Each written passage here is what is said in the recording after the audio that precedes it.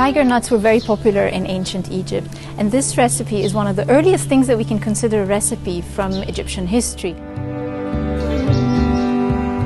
It is not a written recipe in the conventional sense, but it is a series of vignettes that are found in the tomb of a nobleman who lived about 3,500 years ago named Rekhmira. And each of the scenes shows a different step, not the entire process, but a different step of the preparation of these little desserts.